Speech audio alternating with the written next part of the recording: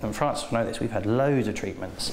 And even though she probably has had more treatments than anybody, they're still all different.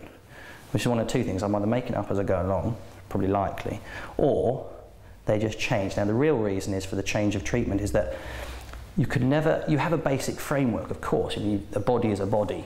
However, the energy is so different from day to day, so different, that I couldn't arrive here, I couldn't drive here, think about, okay, Frances might have a bad hip and then treat just that, because that's a bit like going to a Western doctor and saying, I've got a headache, and they give you paracetamol, okay?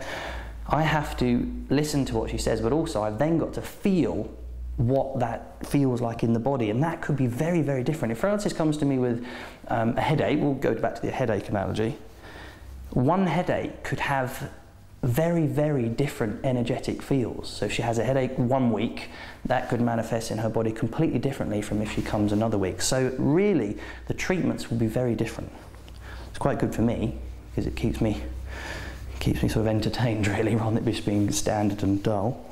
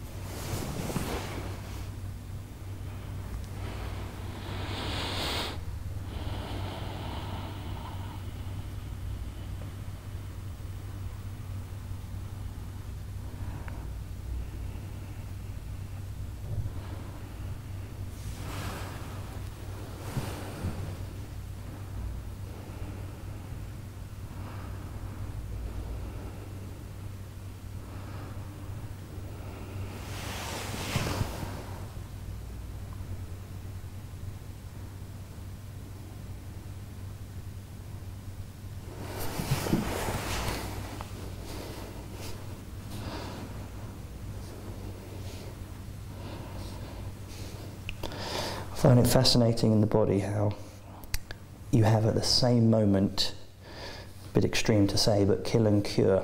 This point here in the hip, for example, this is a main area for encouraging energy through from the hip, if it's a bit stuck, through to the leg, so everything can circulate in the ankles.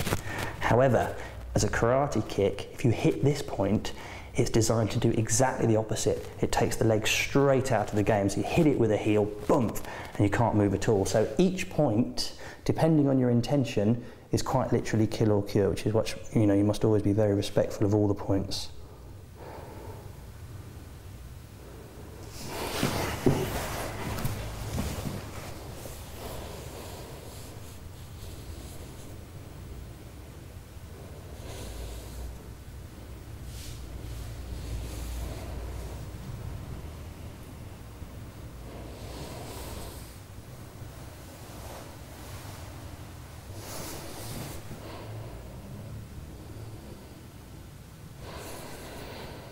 A lot of people who arrive at complementary treatments usually come as a last port of call, you know, and I've had this. Some people come to me with really quite advanced cancer, and doctors have said, well, you know, there's nothing we can do.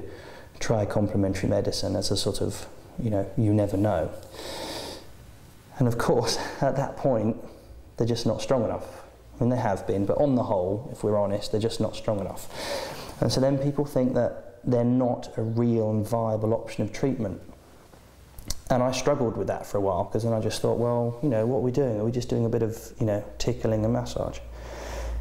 And then I realised that, and which is why Frances is good at this actually, because she comes regularly for MOTs, you know, like you would for a car. So you see to your ailments when they're in their tiny, tiny, tiny stages of manifestation. So a slightly aching hip, maybe a, you know, slightly bad shoulder, before they've stuck and grown into something bigger. So complementary therapy is best in its sort of prevention mode. If you leave it till the very end, I mean, you know, there may be some great practitioners who can save the day, but I think it's too late. And that's why I think, you know, good quality health is about balance as you're going along, not suddenly getting ill and thinking, oh, better do something about it.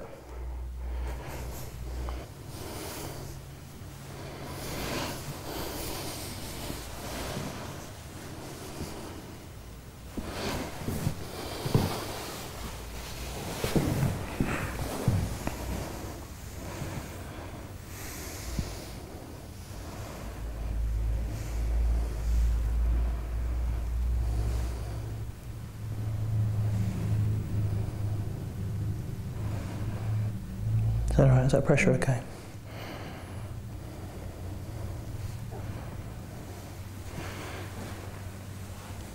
When we talk about feeling for energy, I'm always very aware that it's a very vague statement to make, feeling energy. I mean, I'm feeling here for energy, but it doesn't mean anything.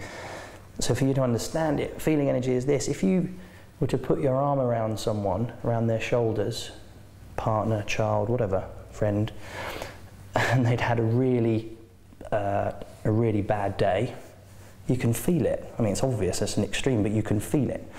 Likewise, if you put your arm around someone who is having a really fantastic day, you can feel that too. And really, all we mean by feeling energy, and all Shiatsu is, all any of the body works are, is a more advanced version of that.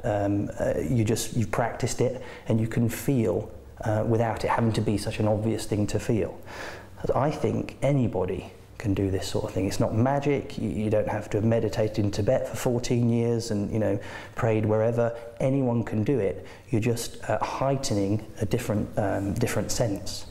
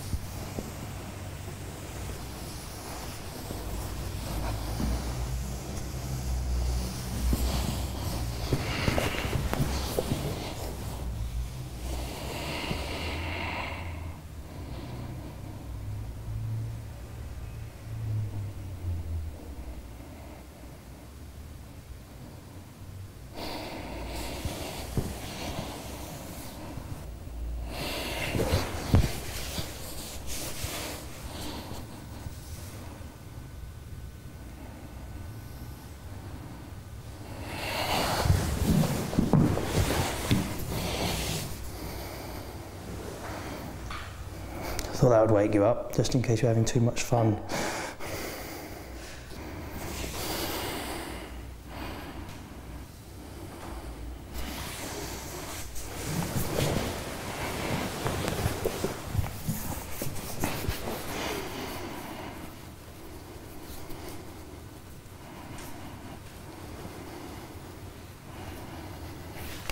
This point here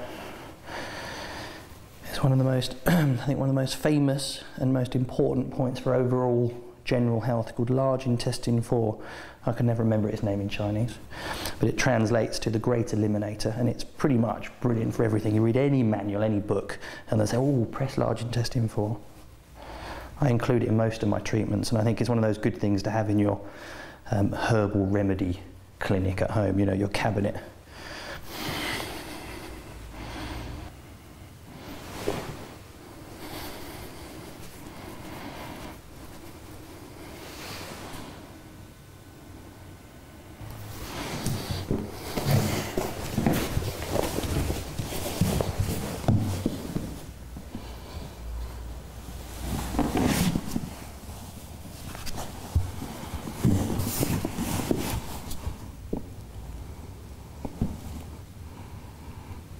Now for a few minutes I'm going to leave you, not to explain, just because for this I do need to really listen, and I'm more interested right now in Francis than you, so it doesn't look like I'm doing very much, and I might explain a little bit after, but I will not be doing that very much for a few minutes, so it seems.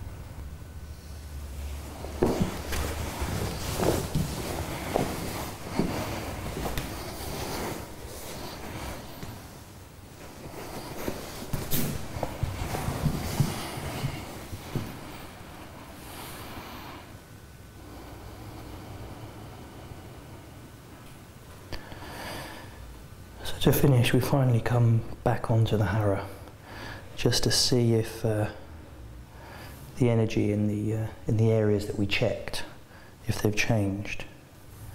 And they have. I should do this for a living.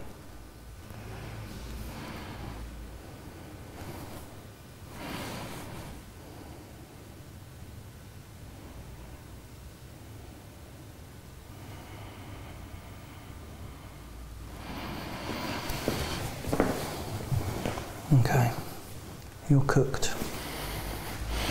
Right.